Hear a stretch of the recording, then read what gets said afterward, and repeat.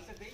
అసాంఘిక శక్తులకు అసాంఘిక కార్యక్రమాలకు అడ్డగా ఈరోజు మేడ్చల్ జిల్లా ఉప్పల్లో ఉన్నటువంటి జిల్లా పరిషత్ పాఠశాలలో ఈరోజు ప్రభుత్వ పాఠశాలలో ఈ రకంగా చెత్తా చెదారాలతో పాఠశాల చుట్టూ నిండిపోయి మద్యం బాటలు కూడా కనిపిస్తున్నటువంటి పరిస్థితి.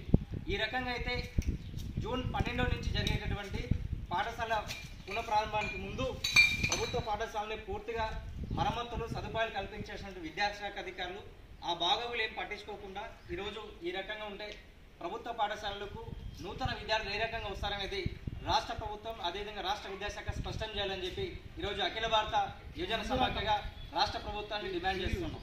ప్రధానంగా ఈరోజు ప్రభుత్వ పాఠశాలలో మౌలిక వసతులు కల్పించట్లేదు. ఈ రకంగా అయితే ప్రభుత్వ పాఠశాలలో డ్రాప్అవుట్స్ కాకుండా ఏ రకంగా ఉంటుంది అనేది మేము ఆరోపిస్తున్నాము. తక్షణమే జిల్లా విద్యాశాఖ దగ్గర స్పందించాలని చెప్పి మేము ఏవోగా డిమాండ్ చేస్తున్నాం.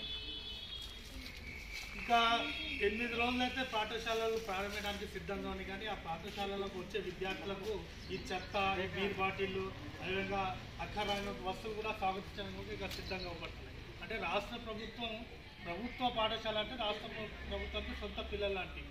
కానీ రాష్ట్ర ప్రభుత్వం వాళ్ళ ప్రభుత్వ పాఠశాలను నిర్లక్ష్యం చేస్తూ సౌతిపల్లి ప్రేమ చూపెడుతుంది. అది కాదు. ప్రైవేట్ పాఠశాల పరిస్థితి చూడండి ఎట్లా క్లీన్ అని చెప్పి ప్రభుత్వ పాఠశాలకు ఇట్లా ఇట్లాంటి విద్యార్థులు ఈరోజు అఖిల భారత యువజన సమితిగా డిమాండ్ చేస్తున్నాం.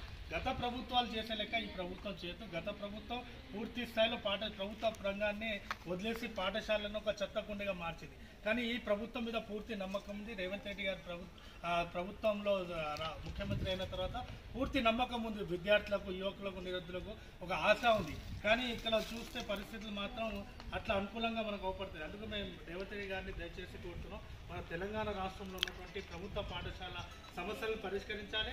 ప్రభుత్వ పాఠశాల ప్రారంభమైన ముందే పాఠశాలలకు అన్ని వసతులు కల్పించి దాన్ని సిద్ధంగా పెట్టాలని కూడా ఈ సందర్భంగా ప్రభుత్వాన్ని డిమాండ్ చేస్తున్నాం.